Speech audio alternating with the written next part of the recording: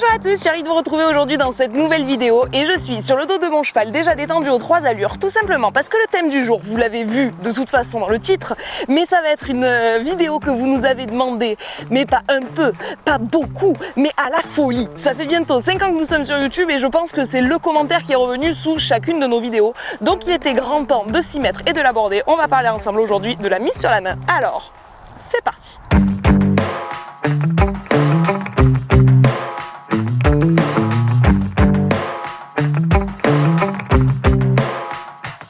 Petit disclaimer avant même de commencer cette vidéo, je n'ai pas la prétention de dire que je suis la meilleure cavalière de la Terre. Je n'ai pas la prétention de dire non plus que j'ai la science infuse. Tout ce que je vais faire, c'est un petit partage de connaissances que j'aurais bien aimé avoir moi un petit peu plus jeune dans mon équitation. Au moment où je vous parle actuellement, mon cheval est sur la main. Ça tombe bien, me direz-vous, c'est le thème principal de cette vidéo. Alors, qu'est-ce que c'est que la mise sur la main? C'est tout simplement, comme vous le voyez ici, un cheval qui vient pousser avec ses postérieurs pour monter sa ligne de dos et ensuite, avec sa bouche, venir prendre contact avec la main de son cavalier. Donc c'est un cheval qui vient pousser depuis ses postérieurs jusqu'à votre main dans la décontraction et l'équilibre. Il n'est pas rare que dans les structures on entende dire mets ton cheval en place ou mon cheval était en place toute la séance, c'était trop cool. En place les gars, à part pour parler de votre tenue pour sortir en boîte avec les copains, ça ne veut rien dire. Un cheval il n'est pas en place, il est soit sur la main, soit en main, soit dans la main. Je vous explique la différence qui est assez subtile entre ces trois données. Un cheval sur la main, c'est exactement ce que je suis en train de vous présenter ici. C'est-à-dire un cheval qui vient avoir une poussée postérieure raisonnable. Ici, ça ne casse pas 3 pattes à un canard, mais déjà j'ai de la poussée postérieure. Un dos qui est à sa place, un garrot qui fonctionne, un cheval qui reste décontracté dans sa bouche et qui vient avoir le chanfrein à la verticale du sol, on va dire, avec un contact constant vers ma main. Ça, on est sur un cheval sur la main. Pour un cheval en main, on va avoir un équilibre très différent de la part de notre cheval. Là, vous voyez, l'équilibre de mon cheval, il est assez neutre. Si je veux un cheval en main, il va falloir que petit à petit, je vienne remonter sa nuque et donc faire abaisser les hanches à mon cheval. Petit à petit, je vais lui demander de s'asseoir. Alors au début, ça va prendre un petit peu sur l'impulsion, mais petit à petit, on va réussir à refermer cette colonne vertébrale de façon à asseoir un petit peu le cheval et à faire passer ses hanches sous la masse. Une fois le cheval assis, avec ses postérieurs qui vont vraiment passer sous la masse et le report de poids du cheval sur son arrière-main, on va pouvoir avoir une nuque qui va venir se positionner progressivement au point le plus haut, un angle tête en colure qui va se refermer et on va être là dans la position du ramené. Quand le cheval est dans le ramené, dans le rassemblé, alors il est en main.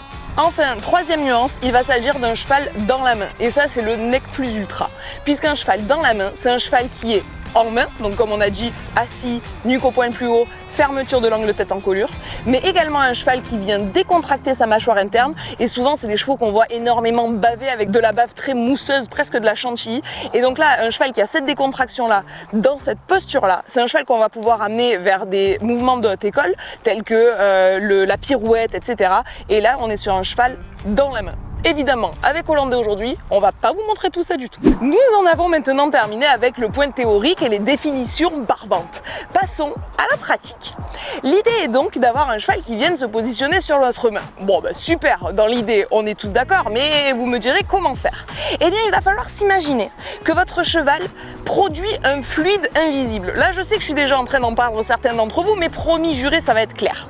On va dire qu'on va parler de la tension comme un fluide invisible.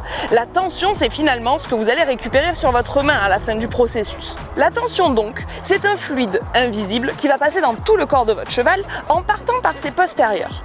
Tout le travail de mise sur la main devant commence par les postérieurs là-bas derrière. Je vais donc allumer le moteur de mon cheval en activant ses postérieurs. Ici, on est sur un cheval qui a tendance à actuellement se méjuger, ce qui est plutôt très cool. Si pour vous se juger, méjuger, déjuger, c'est du chinois, eh bien je peux tout de suite vous dire de mettre cette vidéo en pause, d'aller voir la vidéo qu'on vous a faite au sujet de la poussée postérieure qui est juste ici et qui était une vidéo préambule à la mise sur la main. Je referme la parenthèse maintenant que tout le monde sait ce que c'est que la poussée postérieure et je reprends avec mon fluide invisible tout ça.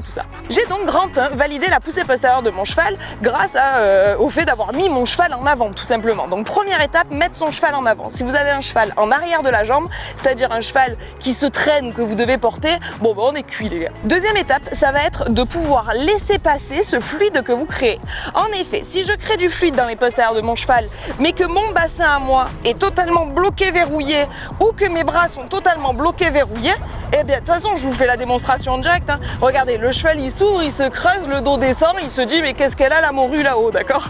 Donc mon bassin il va garder, hop, et tout de suite on voit la différence sur le cheval, je pense que c'est assez flagrant.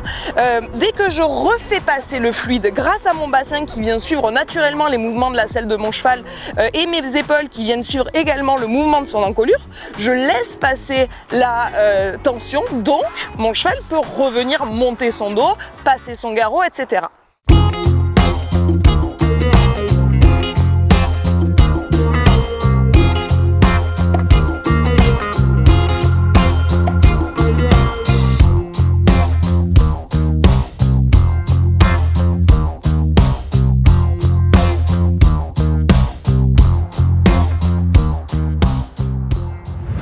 Notre tension a déjà fait les 2/3 de son voyage. Elle est passée par les postérieurs, elle est passée par le garrot. Il va falloir maintenant qu'on vienne la réceptionner sur notre main. Et là, tout est une question de confiance entre le cheval et la main de son cavalier. En effet, le cheval, on va petit à petit lui prouver que notre main, c'est un endroit cocoon, c'est un endroit où tout va bien et où la relation est une relation de confiance. Donc on oublie tout de suite de crocheter le cheval plein bras, histoire de dire « Oh, je le garde avec moi ». Ça peut pas marcher, on va finir par tomber sur un cheval qui a tendance à ouvrir un petit peu la bouche pour fuir l'action du mort, ou on va avoir un cheval qui va plus jamais faire confiance à un mort qu'il a dans la bouche. Pour suivre les mouvements d'encolure de son cheval, on va pas se mentir, à l'arrêt, c'est assez facile. Il n'y a pas de mouvement d'encolure, on est là. Au pas, c'est un petit peu plus difficile puisqu'il y a le cheval qui va commencer à bouger un peu sa tête, mais à la fois, c'est une allure à 4 temps, donc on a le temps d'avoir les épaules un peu décontractées puisqu'à un moment où on a beaucoup de stress, notre assiette elle n'est pas mise à mal par l'allure du cheval, etc. Autre commence un petit peu nos problèmes. C'est pas tant le mouvement de l'encolure qui nous embête, c'est surtout cette satanée assiette qui veut pas fonctionner et qui nous fait nous crisper de façon à rester bien correctement au trot assis. Si par hasard vous avez ce problème-là, n'hésitez pas à regarder la vidéo sur comment trotter assis, je vous mettrai le lien dans le petit i comme d'habitude. Une fois qu'on a validé le fait de garder un contact constant avec la bouche de son cheval au trot, et ben là on monte carrément au galop. Et au galop, c'est encore un poil plus compliqué puisqu'on va avoir une balance qui va être très différente entre le mouvement de nos épaules et celui de notre bassin. Notre bassin vers devant, un petit peu à contre-temps de nos épaules. Donc ça, à part les kilomètres cheval et l'expérience, vous n'allez pas pouvoir l'acquérir. Si j'insiste sur ce point de devoir être tout à fait à l'aise avec la façon d'utiliser ses bras, etc., de façon à offrir à son cheval un réceptacle agréable au contact et à la bouche, eh bien c'est tout simplement parce que j'ai beaucoup trop vu dans mon expérience de monitrice des cavaliers engueuler leurs chevaux alors qu'en fait c'est eux qui avaient une main qui n'était pas tout à fait agréable pour le cheval. Donc remettez-vous d'abord en question avant de commencer à les accuser eux, c'est beaucoup trop facile. Après avoir vu tout ça, vous me direz, ouais mais du coup la mise sur la main ça a l'air d'être casse-tête, le cheval il a l'air de pas comprendre tout de suite, à quoi ça sert en fait? Eh bien c'est tout simplement que la colonne vertébrale de votre cheval, elle n'est pas faite pour à la base soutenir le poids d'un cavalier, encore moins un cavalier qui s'agite, qui a une selle, qui monte longtemps, etc. Donc le fait de venir les mettre sur la main, ça les fait passer les hanches sous la masse, refermer un petit peu leur avant-main et donc ça fait monter le dos. Le fait que le dos se monte comme ça, on appelle ça un cheval qui passe le dos. Le fait que le cheval passe le dos, ça fait qu'au lieu d'avoir une colonne vertébrale toute creuse où il y a un poids au milieu, il va avoir une colonne vertébrale arrondie avec des lombaires verrouillés, donc sans danger pour lui. Vous avez juste à vous imaginer vous, mettez-vous à 4 pattes dans votre salon, creusez le dos, faites monter un gros poids sur le dos, vous allez souffrir. Alors que si votre dos est bien remonté et vos lombaires bien verrouillés, vous pouvez faire monter du monde dessus, ça posera moins de problèmes. Donc la mise sur la main, c'est juste ça. Et ça découle de la confiance entre votre cheval et votre main, mais également de la relation entre vos jambes et vos mains, et c'est cela qu'on appelle la cohésion des aides. L'idée aujourd'hui, c'était de faire une grosse intro pour dégrossir un petit peu ce qu'est la mise sur la main. J'espère du fond du cœur que cette vidéo vous a plu et vous a intéressé. Le thème de la mise sur la main, c'est des années et des années d'équitation. On commence à apprendre un petit peu la poussée des postérieurs, on doit être milieu de galop 3, on sait bien mettre un cheval sur la main correcte, on a dépassé le galop 7.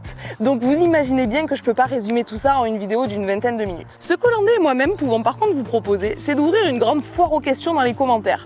Posez toutes les questions qui vous passent par la tête, de la plus pertinente, de la plus précise à la plus large. On s'en fout, il n'y a pas de questions bêtes et c'est le moment ou jamais de pouvoir y répondre.